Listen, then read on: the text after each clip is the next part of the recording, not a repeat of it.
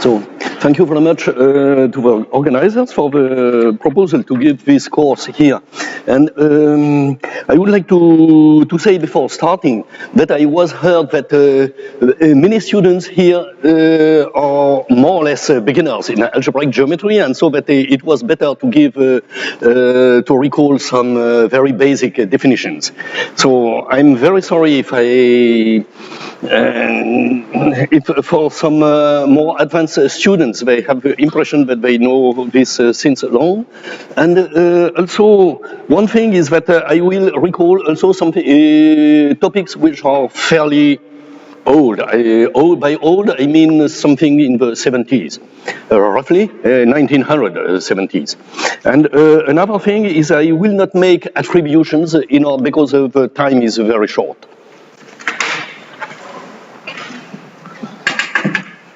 And so I will start with the notion of Itaka dimension.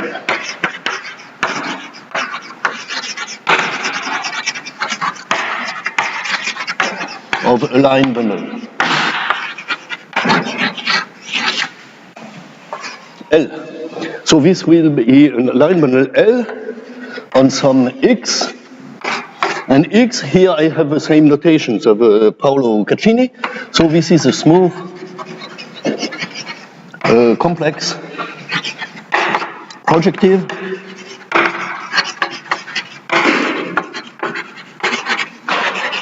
manifold, which I assume to be connected. Also, complex or projective manifold, and here N, the indication of N here, this is its dimension. So X index 1 will be a curve, X index 2 will be a surface, and so on. And so you solve the Itaka dimension. So I will give first so this is a very rough invariant. Everything we are going to do here is birational in nature. So this means that all these things which were introduced in the same thing, we consider this as essentially being the same objects. And so we want to consider only birational invariants. And so, the definition in this, I first gave a very difficult to understand definition, but this is short. Kappa of x, L. By definition, this is the lim sup as m goes to plus infinity of log of h0 of x ml here. Yes, and here divided by log m here. So in other words here, so the lim sup, so we are considering here for each positive integer m here, we are just considering the mth power of L, and we consider the dimension of its space of sections, which is a finite dimensional complex vector space, and here, and we consider the log of this, and here we divide it by the log of m. I will explain a little bit what lies behind. So this means if h0 of x and ml, this is 0. So this means you have no non-zero section for any positive integer L. If h0, then this implies when we have kappa of x, L, this is minus infinity, and this is equivalent to this, because we take the log, and the log of 0, by definition, this will be convention, because it will be minus infinity.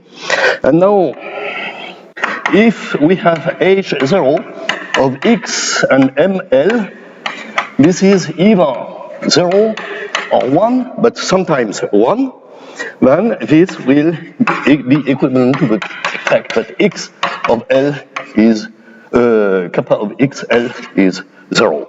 So this is the fact that this is something which is bounded, and you divide it by something which goes to infinity. Anyway, you have in any case either minus infinity or 0, and so you get 0 in this situation. So let me give very briefly the case when you have this. This will be minus infinity. For example, if L is the opposite of line bundle which has sections with some vanishing locus. So if L is negative in some sense, for example, when you get minus infinity here. On the other hand, here, if L is, for example, the trivial line bundle or a torsion line bundle, so this means that some power is trivial, then you get this zero. This is essentially the idea that this should be zero.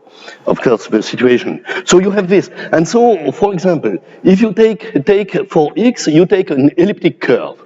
And on this, you have line bundles of zero first Chern class. So these are the flat line bundles. So you have two cases. Either L is a torsion element in peak zero, and so you get this situation, or you get minus infinity if L is a element of infinite order in the group of line bundles. So this is just to get a little bit an idea over here. And now if we have H0 of x and ML is, say, greater than or equal to 2 for some M which is positive. So in this case, then you have something which has been considered also. You can consider phi of ML here, which is a rational map which goes to P of H0 of x ML dual. And so in this case, the locus, the divisors of these sections, they cover x, and for the generic x, you can define, x, and you go to the hyperplane of H0 of x and ML of sections vanishing at x, for x generic. So this is outside of the so-called base locus of this set of sections. And now, in this case, you have, this implies, if we are in this situation, I should write it, then we will have a kappa of xl, this will be greater than or equal to 1, and this will be always also less than n. And actually, the fairly remarkable thing is that this lim sup here, this is not obvious a priori, but this will be an element in minus infinity, 0, 1, and so you go up to this up to n. And I give you an alternative definition. Here you have a very abstract definition. You don't see anything. On the other hand, you can translate this into geometry as soon as you are in this situation here, because you have this kind of map, and then it's not very difficult to show that you have the following two properties. The first property is when that kappa of x L will actually be the maximum of the dimension of phi ML of x here. So because here you have a rational map, and so you have a certain map, this goes to z, to some z here, and you can look at here at the image of this map inside this projective space, and you look at its dimension. And so this is maximal of the dimension of phi ML of x. If I call it Zm, which is just Zm. And so this is the same thing, and this explains that this will be an integer, which is not obvious by the definition. And actually, this definition, after this, into all of the thing, this means essentially that the dimension of this space of sections, this grows essentially as a polynomial of degree, which is given by this kappa. By this invariant. So I recall this, you have this thing, and now if M is large and say divisible, sufficiently divisible, then you will have this map X to, maybe I have this to Z, Zm. This map will have the following two properties. So this will have connected fibers. connected fibers, and for the generic fiber, I will call it the XZ. This will be the generic fiber. So you have, this has connected fibers. Of course, by definition, this is positive. On the other hand, birationally, ZM is well defined. This is not dependent, this will not depend on M. This is also things that you can check, which are fairly standard and so on. So you have this has connected fibers, and another important property, which is maybe less obvious, is that you will have kappa of XZ and L restricted to XZ. This will be zero in some sense. So this is a very important property. So this, let me give you a simple example. This is the semi-ample case, which was mentioned in the talk before. What is XZ? XZ, this is the generic fiber. Sorry, I should say general fiber of phi m, phi ml here. Generic fiber of phi ml. General, this means outside a countable union of strict separatives. So you have this property. So this is weaker. So let me give you a very simple example, but this is important to have this in mind. For example, assume that X is of the form some Y cross Z, and this has dimension D, so this has dimension N and N minus D. And let me assume that D is is between less than 1 and greater than or equal to 1. And so you have this, and now assume that I take M, which is ample line bundle. Ample line bundle on Z, D here, and just if I take the projection, so this is a projection ZD, and let me take L is P star of M. So you take this, and so this means now that or if you take, yes, some power, let me take just the simplest case, you have this. So this means that along the fibers, these eyes, for example, you will have the L will be trivial. In particular, it will have this property, if you want, and so on the other hand, it will have, and then we have kappa of XL, this is equal to D in this situation. So this is the very simple situation the simplest situation you may have in mind, and then in some sense, these results here, they try to mimic what is happening in this situation. You don't need actually to have a product. It is just sufficient to have such a map. You don't need a product. This doesn't matter, in fact. So now I think this is all what I wanted to say about this. So now there is among the line bundles on a projective manifold, there is one distinguished one, which is really given, and which is the most important, and this is L is Kx now.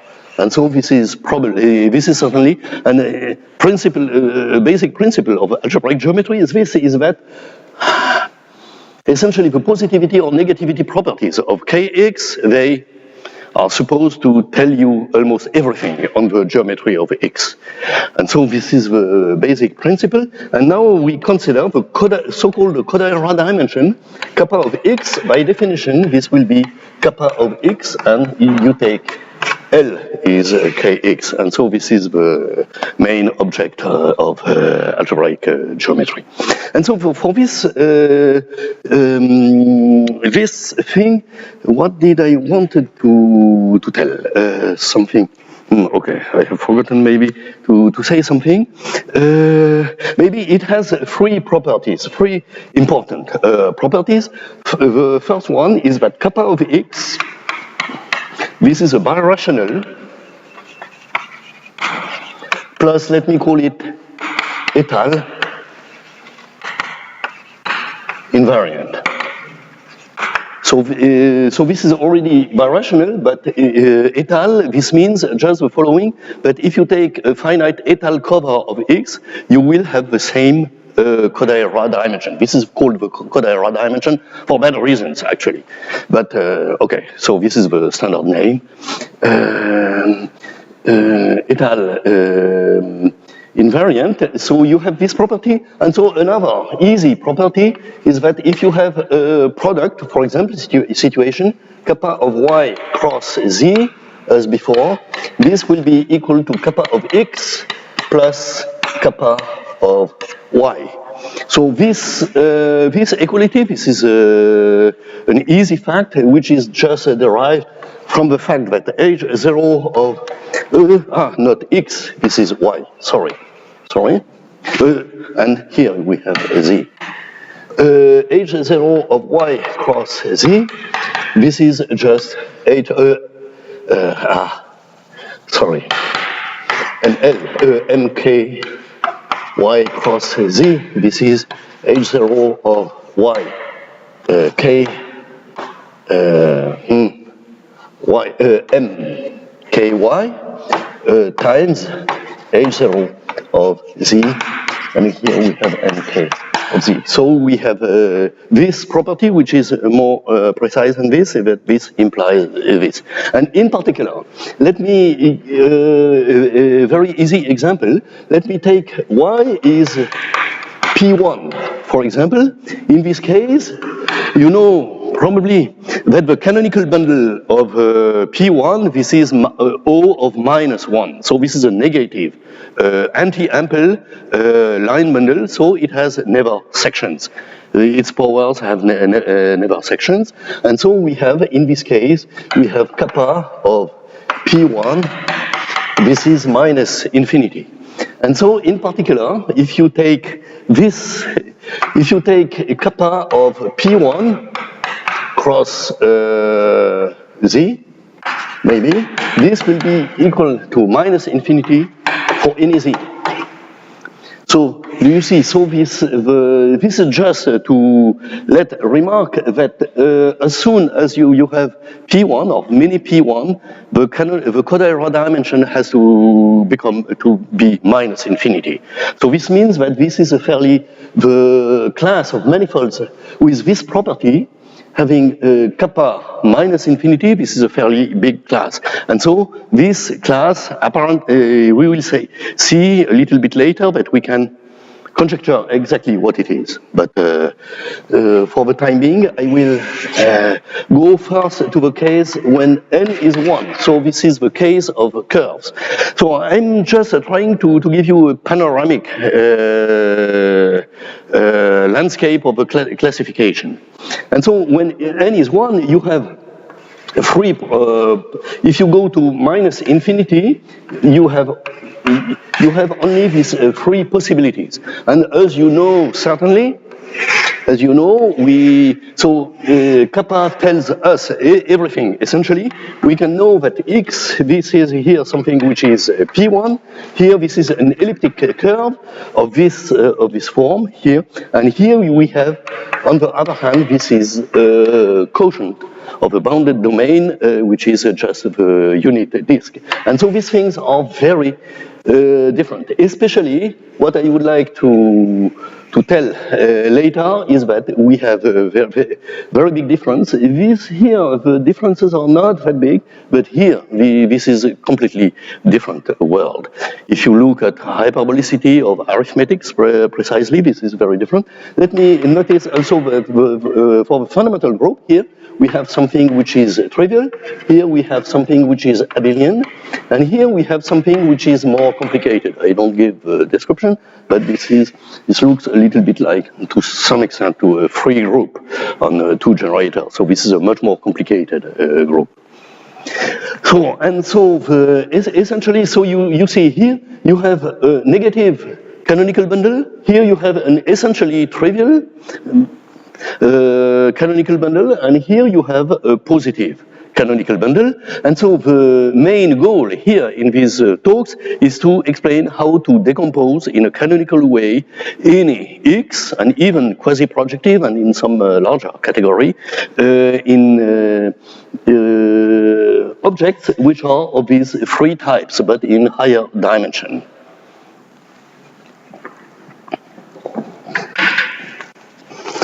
And so now, in a higher dimension, how do these things look?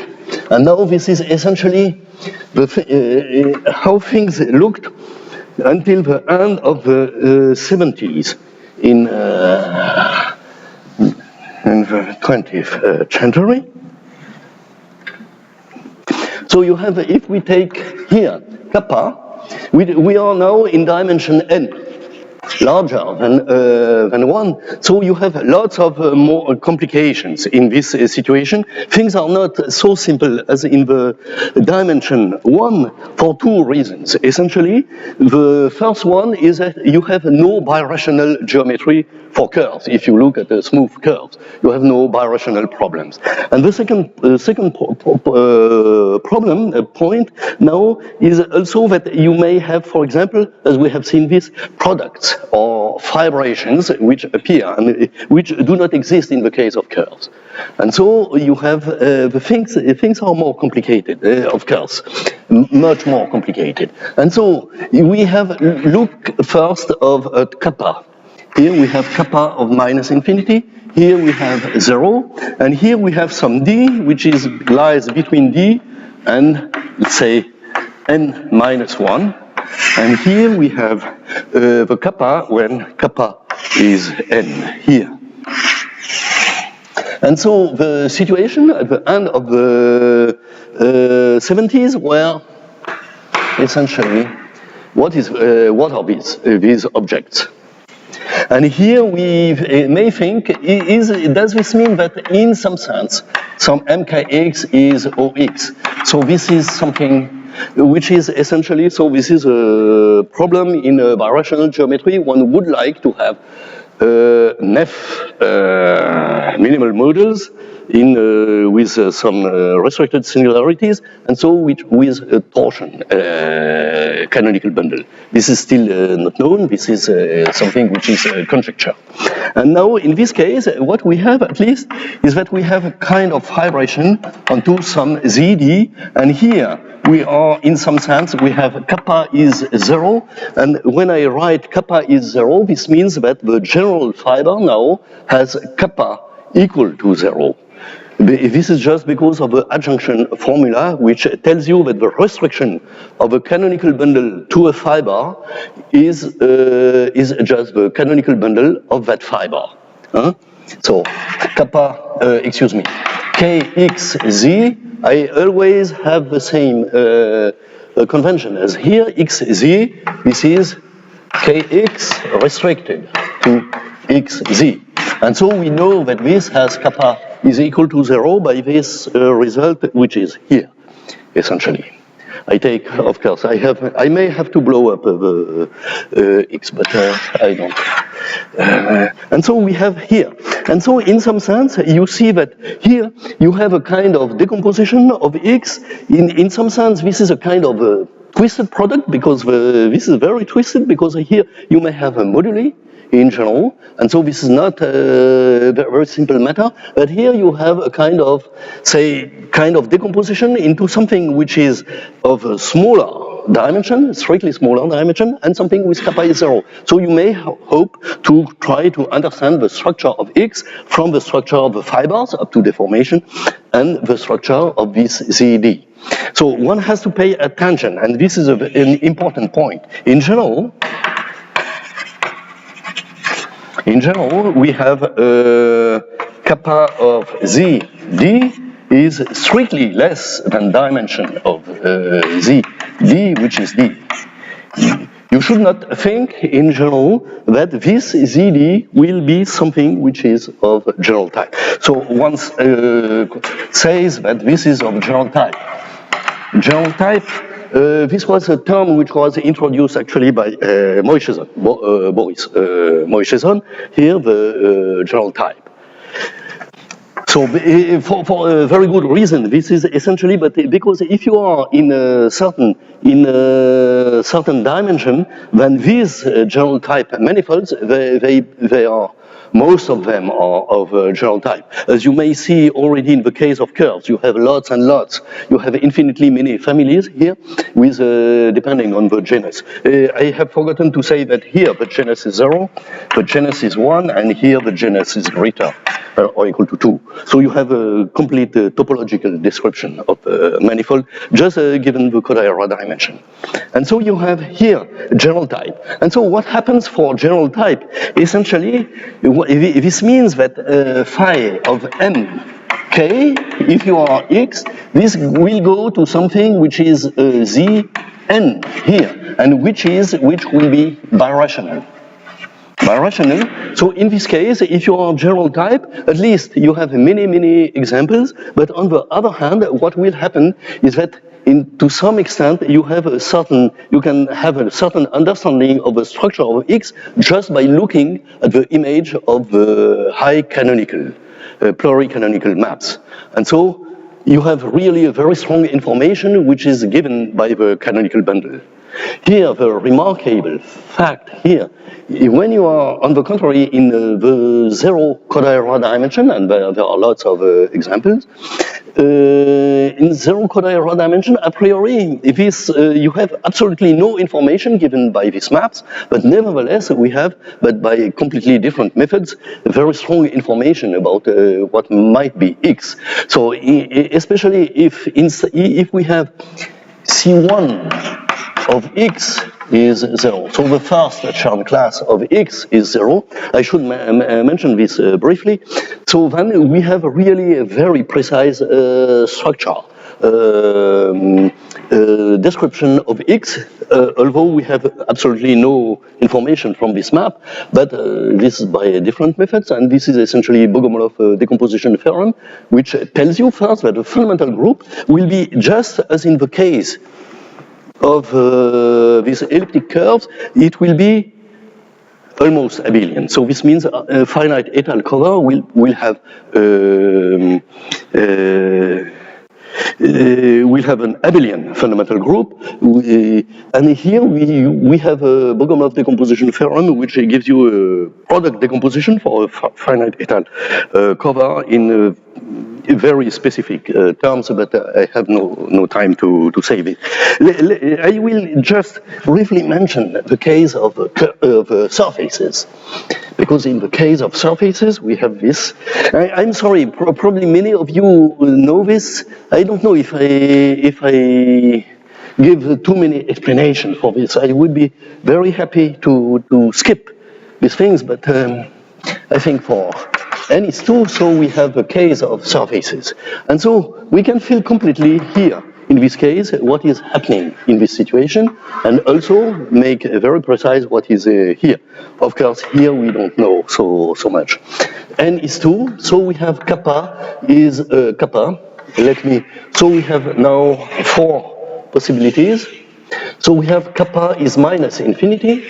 And so we see that we are essentially in the situation which was mentioned here in this case here. So we have X now. This is something which is birationally. This is birationally. Birationally, X is P1 cross a certain curve C of genus G. So we have an as precise description of what can happen. In particular, X is covered by rational curves, and this is equivalent. Being covered by rational curves is equivalent to have this kappa is minus infinity. So we have 0, and here we have for 0 we have 2 possibilities. Essentially, either X is C2 modulo lattice, so this is an abelian surface, abelian surface, or if this is either Q is 2, Q, this is the number of holomorphic two forms. Or here you have Q is 0, and here X is now, this is a Carefree surface. Carefree surface, this is just a deformation of some smooth quartic in P3. Essentially, this is not obvious. This is a classification result, and here I must say this is after finite étal cover.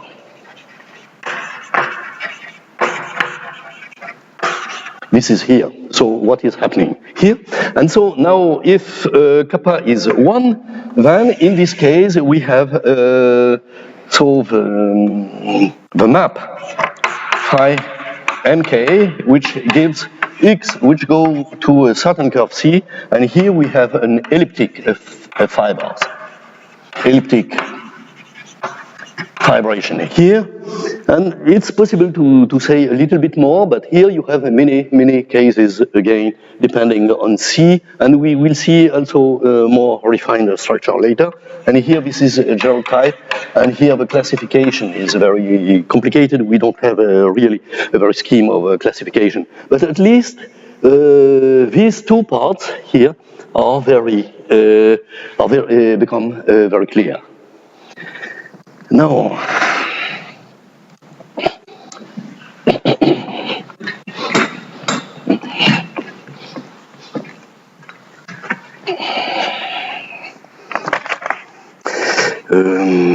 so what should I say here? Okay, maybe I will try. Let me pi 1. In this case, this is the same of pi 1 of CG. So you have this thing here, for example. So this is the same. Here you have pi 1 is this is just Z4, and here you have this is 1. So you see that this is again an abelian fundamental group. This is in line with what we had here. And here the pi 1 is a little bit more complicated, but I will not go into it. And this is a complete mystery here. What might happen here, the pi 1. But here we have already a fairly precise, a very precise idea of what is a fundamental group in this situation. There is a very precise description, but maybe I will not. Okay, and now I will look at the third part. Is then the class kappa is minus infinity and uniroledness. Uniroledness. So the explanation essentially that when okay, I will be more precise here. So we have the first definition, which is this. We say that X is unirolled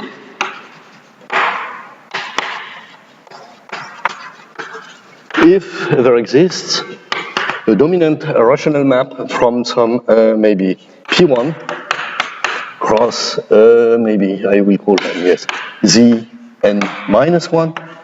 So we have here a projective manifold of dimension n, and this is here something, a parameter space, which is of dimension n minus 1, and which is, say, rational, and which goes through X.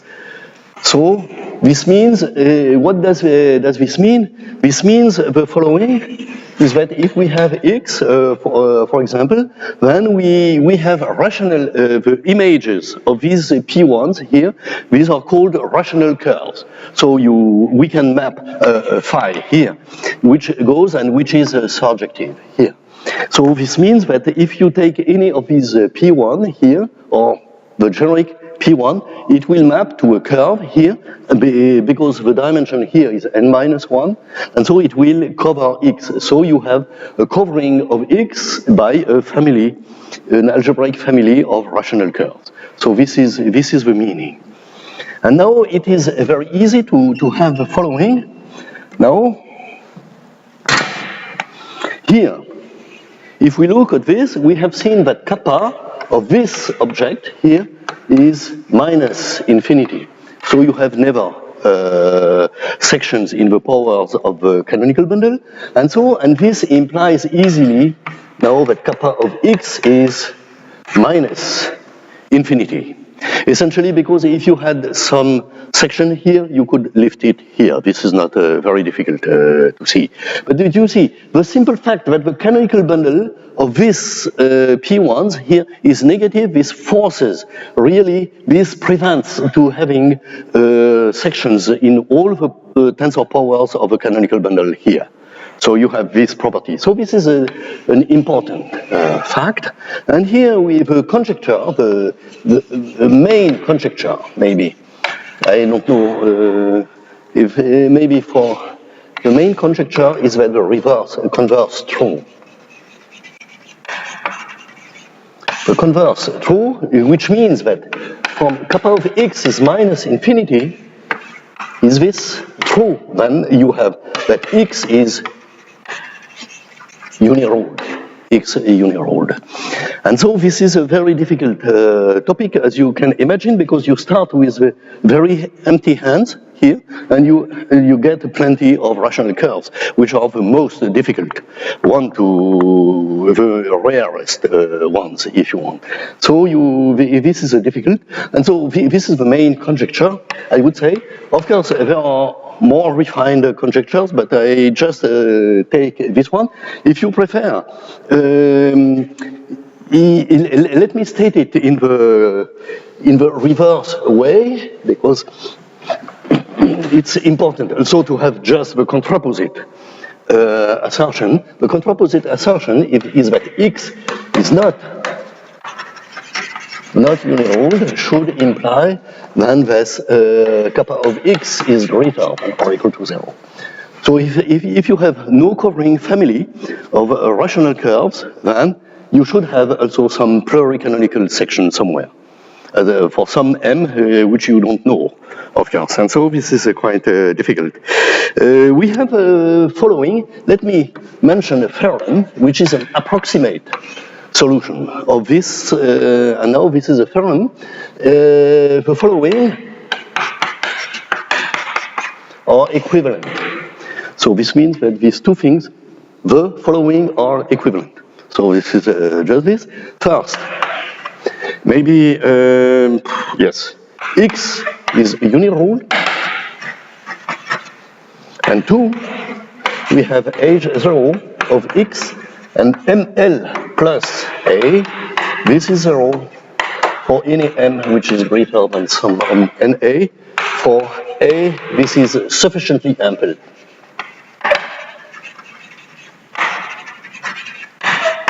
Line bundle on X. And so this is a very remarkable theorem. What is L? Kx, sorry, thank you. M Kx plus A. This is 0. And so, do you see, if you remove this A, you have exactly the fact that what is given here. So, but if you add a sufficiently ample line bundle, then you have an approximate solution of this. So this is a very good indication, actually, that this might be true. But removing this A, this is an essential difficulty.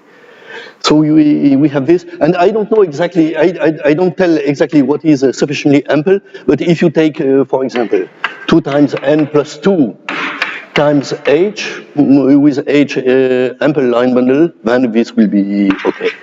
You can take something like this. So, you see, the point is to remove this. What should I say? Yes, for this theorem, you have something, and here, in order to get the difficult implication, of course, is this one, and unfortunately, this is not done using characteristic zero methods, but this is based on the band and break of Miyaoka Mori, and this band and break, this uses a reduction modulo P, and so this is an unpleasant fact in some sense. Because the geometry is, we don't really see where these rational curves are coming from.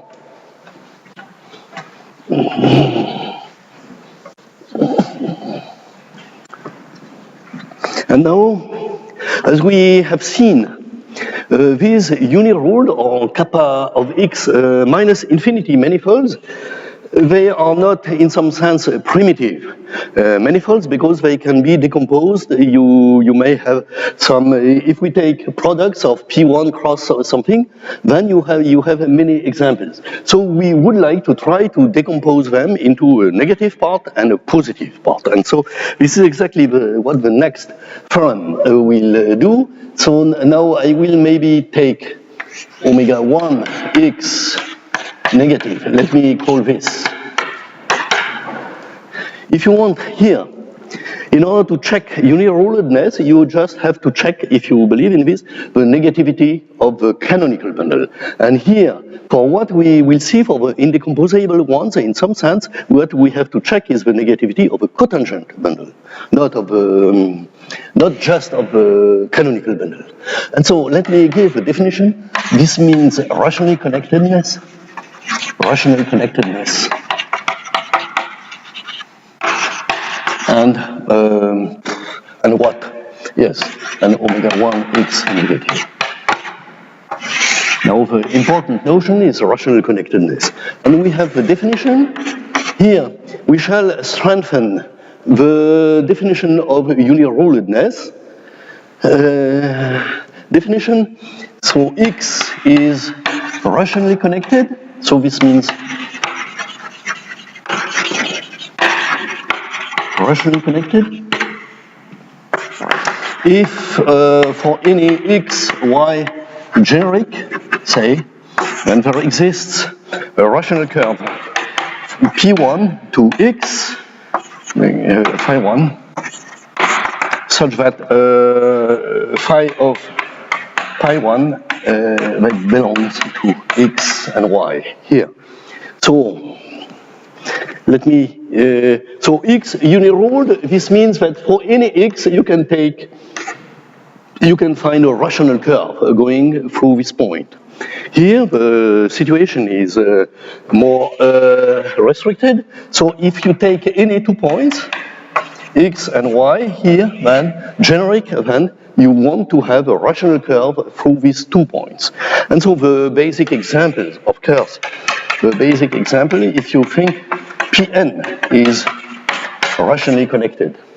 And this is a birational notion again. So this means that any manifold which is birationally equivalent to Pn will be also rationally connected.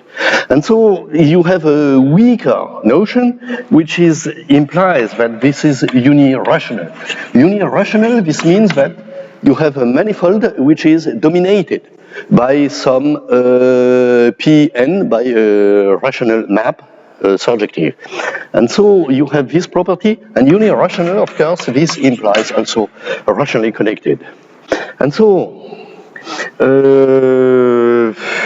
what is here? For n less than or equal to 2, we have this. So, what are the surfaces which are rationally connected are exactly the surfaces which are rational. So there is no difference. But in dimension 3, the situation is much more complicated. And so you have a very good expert here. So you can ask more details on Yuri Prokhorov, if you want to have more. But another general example for cubic and quadratic and quartics and so on in P4 and so. But I don't go into, I have no time to go into some more details. But there is also another example. If X is Fano, implies X is rationally connected. So Fano, this means that the anti-canonical bundle is ample. So the minus kx is an ample line bundle, and in this case, you can deduce this just from the very strong negativity of a canonical bundle. But in general, if you have an intermediate negativity of a canonical bundle, this is not sufficient to imply rational connectedness. And why are these so interesting? Of course, so first they build maybe another property which makes them similar to Pn is the fact that pi 1 of X is this rationally connected implies that the fundamental group is trivial. So this is exactly what happens for Pn, for example, and so this is more generally true.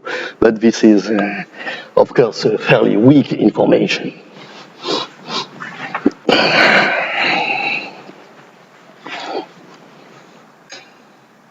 And now we have the following theorem, which is a satisfactory decomposition theorem for the uniruled manifolds. For any X, there exists a unique map, let me call it Rx, which goes from X.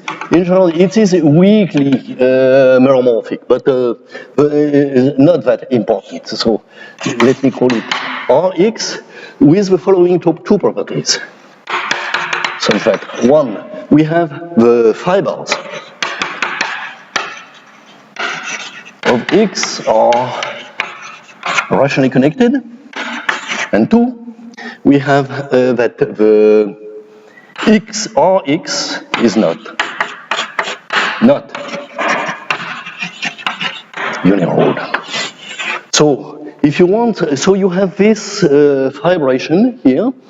I called it the rational quotient, but Kolar-Biao-Kamori, who also constructed it, called it the maximally rationally connected fibration. So you have two names, but this is one object. So you have these properties, and so the fibers are rationally connected, and here this is not uniruled. So this is a splitting. If you want, this means that you have put essentially all the rational curves that you may have on X, they are put in the fibers of this fibration. This is this.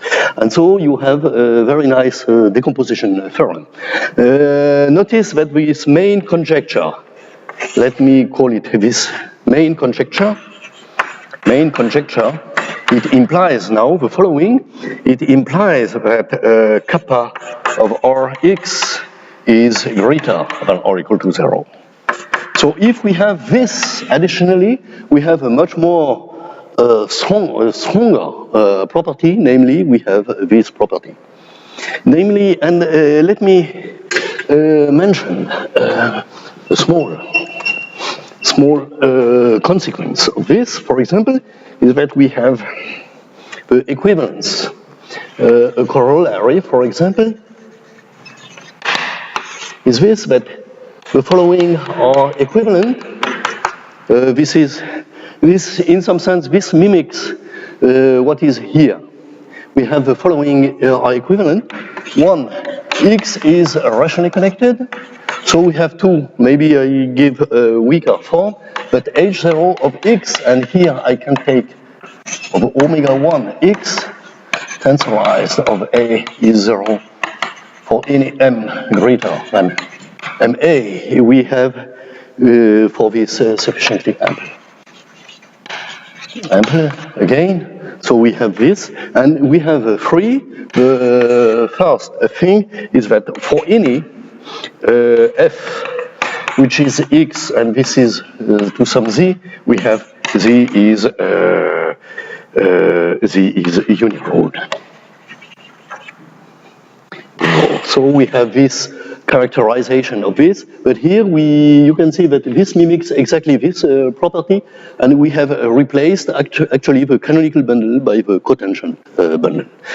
Notice that if we have the main conjecture, it would imply a much better thing. We can replace 2 can be replaced by a 2 prime, which is H0 of X, and this is the tensorized.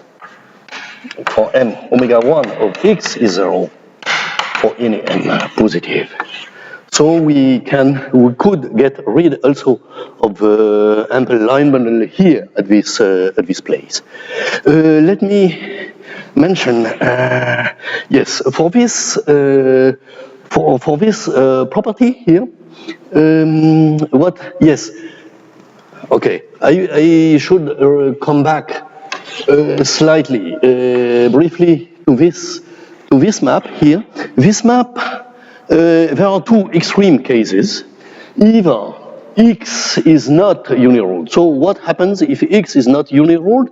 So this means just that Rx is equal to X. So this means that we consider that points are uniruled or rationally connected. Points are rationally connected. Now the other extreme case in when Rx is 1 point, and so this means, of course, if this is 1 point, this means, because the fibers are rationally connected, this is equivalent to say that X is rationally connected. And so this means that now we also say that a point is not uniruled. So a point has every possible properties. It is rationally connected, it is also not uniruled. So, okay, so this is a convention. A point, you don't expect so much from it, but you have two a priori contradictory properties, but just for points.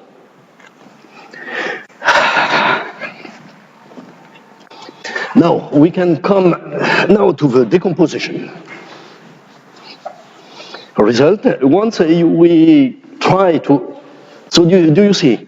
In principle, if we have this main conjecture, we have a fairly good understanding of what are the uniruled manifolds, and so we may be interested in what happens when we use these vibrations which are given by the canonical bundle. So now, assume. So let me call it a failed.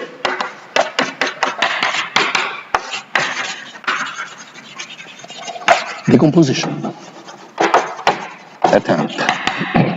So I will explain something which is not the correct decomposition, although it might look like quite reasonable, but actually it contains essentially most of the main ideas for what I think to be the true decomposition theorem, which will be explained in the next talk. But here I explain this. Now, so assume the main conjecture. So the main conjecture says that X not uniruled implies kappa of X is greater than or equal to 0. So now this means that now for take any X. So for this X, we have two decomposition theorems. The first one. The first one, we apply Rx, which goes to X, and this goes to Rx. So this is this object, which is here. And now, by main conjecture, this implies now that kappa of Rx, this is greater than or equal to 0. So this is the main conjecture. So Rx is not uniruled, so it should have some tensor power of the canonical bundle, which has sections. And so this means that we have, so this J, so this is the Ithaca vibration, Ithaca Mosheson vibration, which is given, J is just phi MRX here. I consider now I will apply, because we have here the kappa is positive or 0, so this means that I have such a vibration. In case kappa is 0, this vibration will just go to a point. When kappa is strictly positive, then we have some vibration onto something which is of positive dimensional. So we have now G or X, G or X, which goes to Rx to G, maybe I call it Rx. This was what was called the ZD before.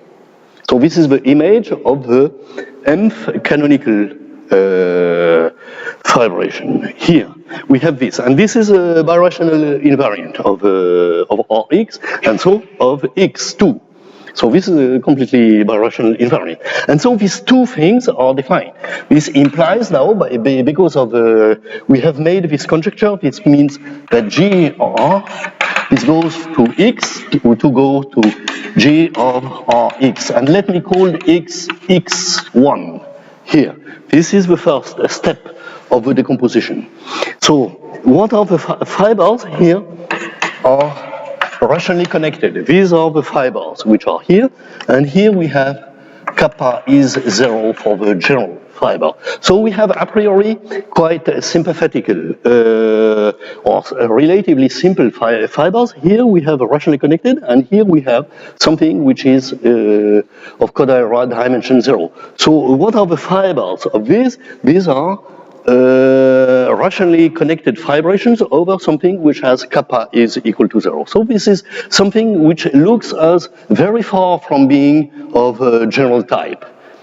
These are not, if you want, these are the opposite of a general type in some sense. So you have this, this map, X1. And so this is quite interesting to try to understand a little bit what happens. And now, a small remark.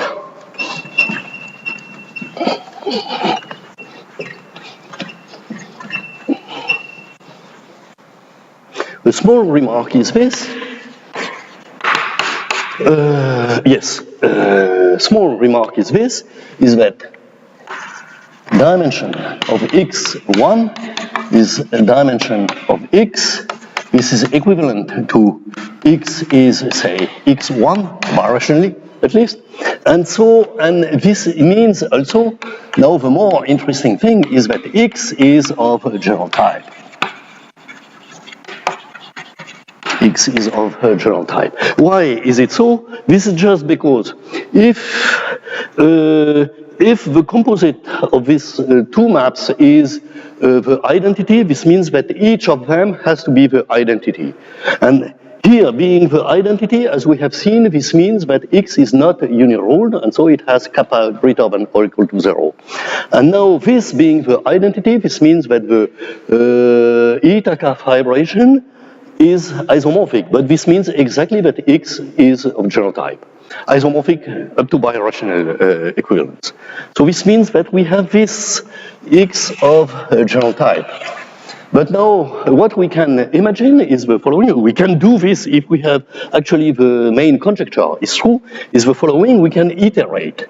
If dimension of x1, which I will call L1, this is always less than or equal to n0, which is n, which is dim x here. So if dim x is n1, if we have n1 is equal to 0, we are finished. We know that x is of a general type, and we are happy with this because we want to have a decomposition into general type, things which are rationally connected and things which kappa is equal to 0. We want to have a sequence of fibrations like this. And now we have this, and now we can, otherwise, we iterate G with R. So this means that we will get a sequence. Here we have x0, which is Rx, and here we have x1, we have applied G of R, and so we may assume that the dimension here is strictly smaller, and here we can apply here G of R, and here we get x2, and here we can continue until we have some x and k, which is equal to x and k plus 1. And so this has to happen just because we assume that this is strictly decreasing. And in some sense, because we start with something of dimension n, we can go indefinitely. We can lose indefinitely dimension. So we lose dimension only n times. And so this means, and now we can define the weak core map. This will be, by definition, this will be G of R power n. And so this is the nth iterate, and we are sure, because of this decreasing of the dimension, we are sure that this one will become stationary. And so what happens now? With this G composite R, that we have iterated n times. So we have first, we have x n, which maybe we are stationary before the nth case, maybe for the first times, but xn, this is a general type manifold. This is a general type, and secondly, we have what are the fibers of G or N. N, so they are just, how to say, this is a tower of vibration. Tower of vibrations with general fibers. Either rationally connected or with kappa is 0. So if you want, the fibers have a very special structure because they are iteratively fibers. You start with a point and then you have something with kappa is 0 and some vibration with fibers rationally connected and so on. So this is a fairly sympathical a priori structure. And so what is the property which we can we characterize these type of fibers by a certain property? And so let me give a definition. Definition, maybe I will call it Y, is Y is, excuse me, I'm very, this is okay? Am I finished already? I don't remember. No, I still have 25 minutes or so? Yes. Okay, also. Very weakly special. I'm sorry, but I have really to use these two adjectives here, very and weakly. Special, if we have the following property. If for any f from y to some z, and here this is just a surjective rational map, z, p, maybe d is better, d positive, z, d is not of general type, is not of general type. So the property now we are interested in is the following.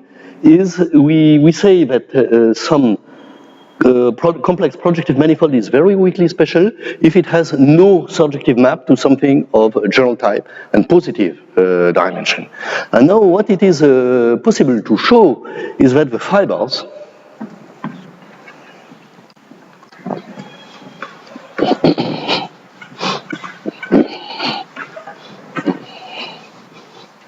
it's not very difficult to show if you have theorem, or maybe this is a corollary of a real theorem. The theorem is that the fibers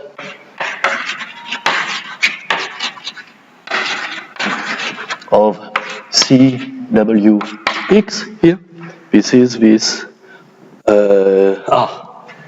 maybe, let me recall that this is W of X. N are very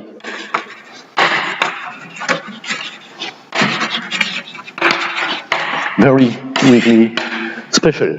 And CWX, this is the unique, up to birational equivalence, unique vibration, such that we have fibers or very weakly special. So this is a very weakly special. I will abbreviate is by very weakly special. Very weakly special fibers, and the base is of general type. So you can show this property. So this result is not obvious because it uses a non-trivial theorem. So this is essentially the consequence of three observations. The first one is that we have first, rationally connected implies certainly very weakly special. And so the idea is very easy. If you have a covering family.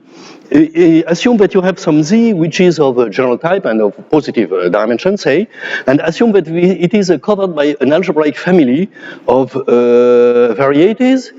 Then the general member of this family has to be of general type itself. So this is not very complicated to prove. So in other words, general type manifolds are only covered by general type manifolds. And so you have this property. You have two. If kappa is 0, then this implies that this is also very weakly special. So we have this property also. And so this is not that obvious. This is even a difficult result, because what you have to show is that if you have something which is of Kodaira dimension 0, and if you take its image, you take a vibration on it, and you look at the image of the vibration, so say to say a quotient of x, and maybe it's better if I write it.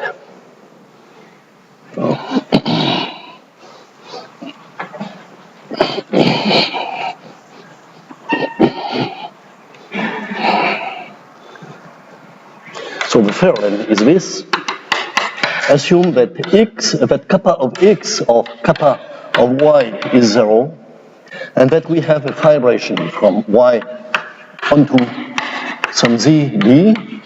Let us say with a d positive, just not to take trivial vibrations. Then we have zd is not of general type. It's not of general type. And this is not an easy theorem. This is a consequence, for example, of a theorem of Fiveg. But I will come back later to a more general version, and so I don't make an extent, I think. And you have next lemma, which is the following.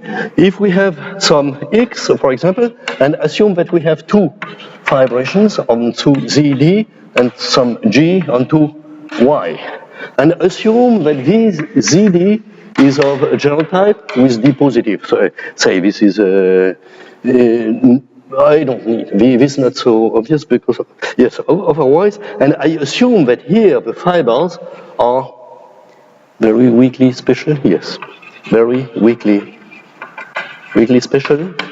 And this implies then that you have a factorization. There exists a factorization.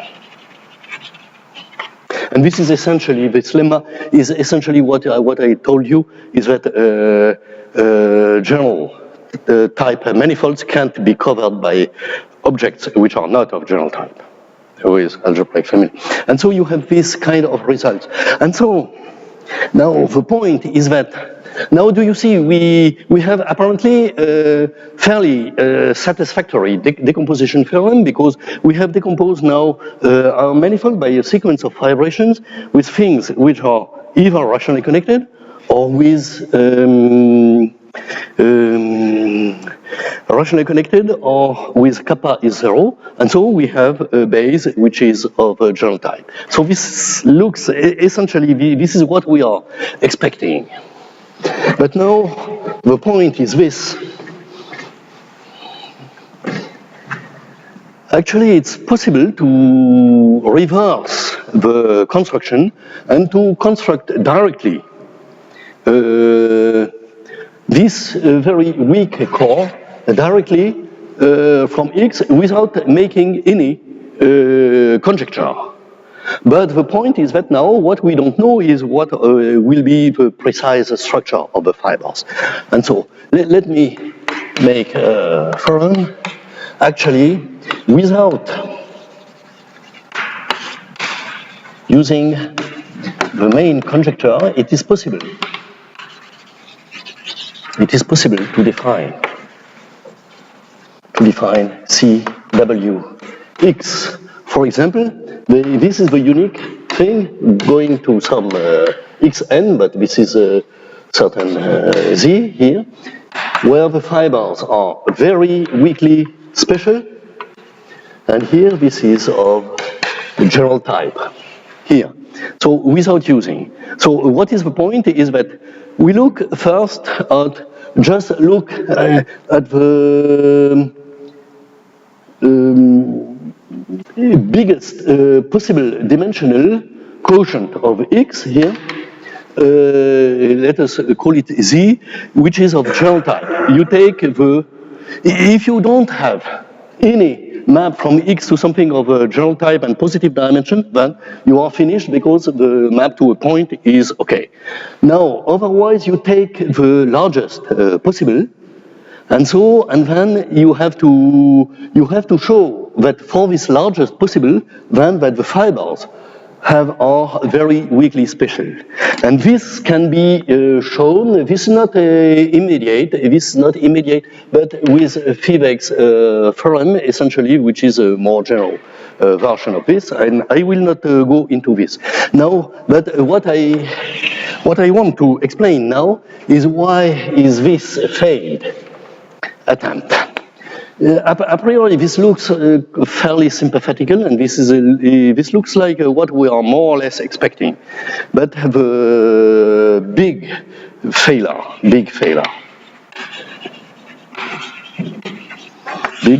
that this decomposition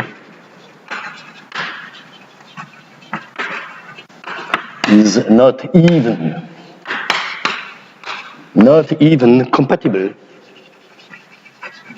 with something which really belongs to any theory that we want to have for a decomposition compatible with finite étale covers.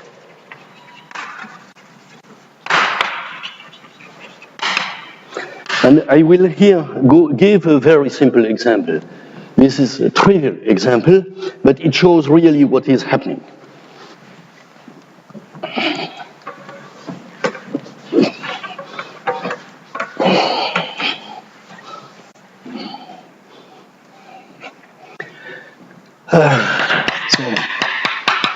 A trivial example. So we start with some x0, which is the product of E cross C, G, and where E, this is we will give an example in the case of surfaces. This is an elliptic curve. Any elliptic curve does the job. An elliptic curve, and here this is a hyperelliptic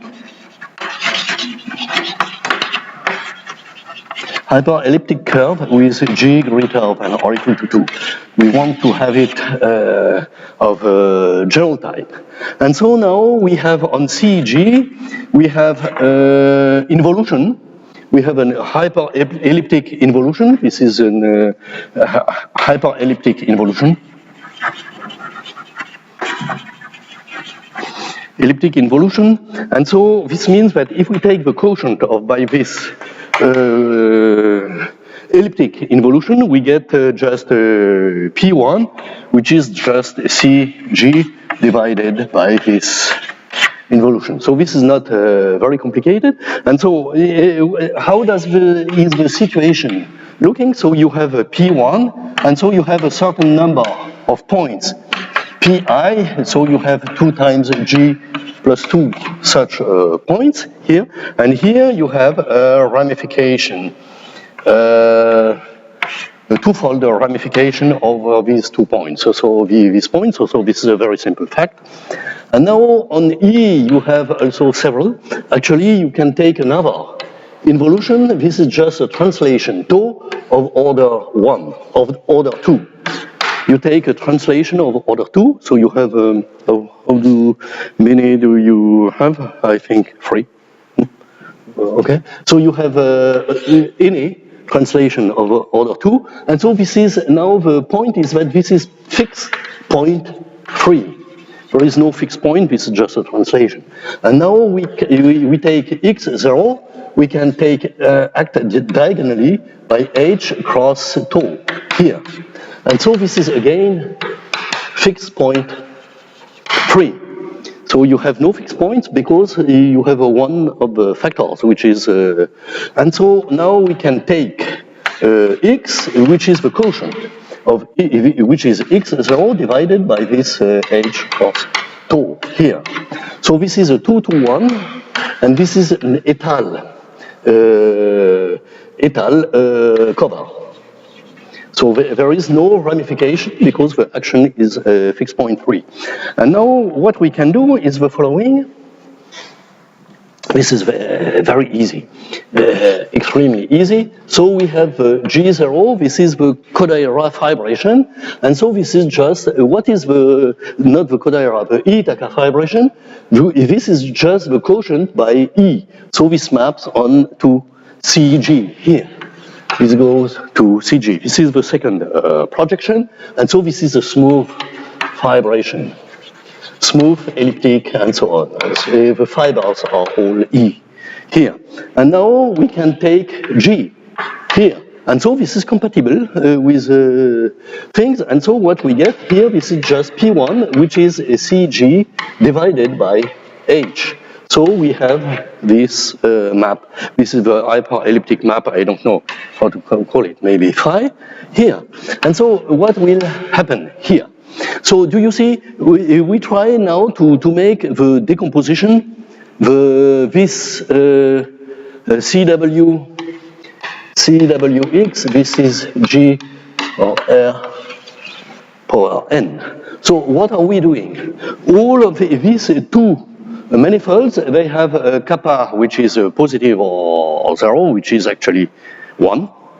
Kappa is 1 in this case, and so what happens is this. So this means that for the rational quotient, this is the identity map, no problem, because this is not uniruled, this is not uniruled. So you have this is the identity map. So we use R. This is still x0 and x. Now we have this J here. This goes here, but here this is now of general type. So this means that this object here now this is the end. We are finished because this is of general type, and so we are very pleased because we have landed on, we have decomposed x0 into this CG and E. So this is okay, this is finished. But here, now what happens? Now we have just a P1. And so a P1, but this is of course rationally connected, and so if we apply R, we get 1 point. And so this means that here, if we take CW X, this goes to 1 point. But if we take here, this is also CW of X0, we land on something which is of general type. So what happens here?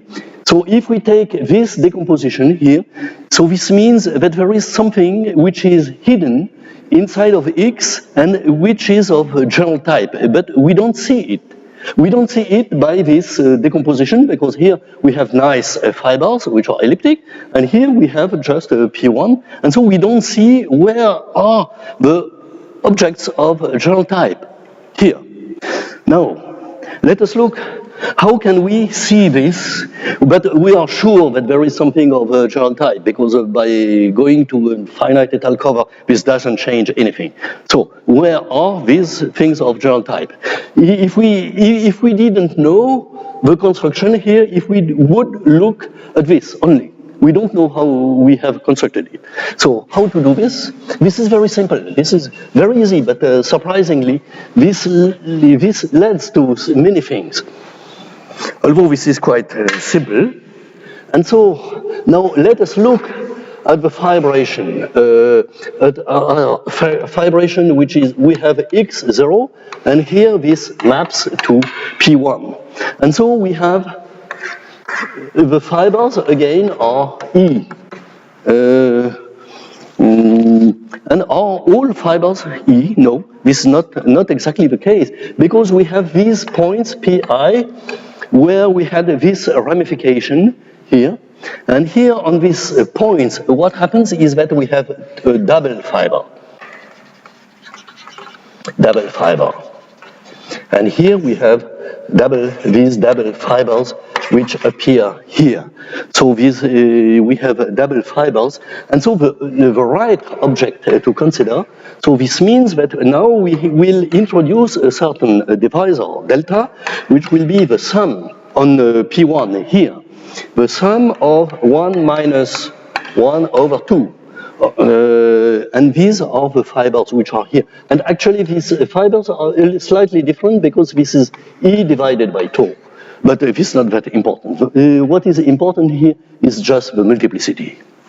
And so we have delta with, which is minus, and we have the sum of I, which is equal to 1 to 2 times G plus 2. And so we have these two fibers, and what do they have to do with this genotype thing? This is just now that we can consider Kp1 plus delta. And now if we look at this object, this is the ramification. Here this is the multiplicity, the 2 here, this is the multiplicity. I prefer to write this because although this is also 1/2, but this is better to see that this is 1 minus 1/2. And this, what happens to this is that I have this map phi, and here if I go to, so I go to phi star, and this is just exactly to Kc. And so this means that now, instead, when we have to look to fibrations here, we have to look into the base. We should enrich the base with something which is related to the multiple fibers. And so this is what we shall do. And this, I will call this kind of object P1 of delta. This will be an orbifold pair. Although this the object is essentially the same thing as the ones in the minimal model program, here we are not only interested in the canonical bundle of these objects, but also in many other. There is a complete geometry which can be developed around these objects, and not only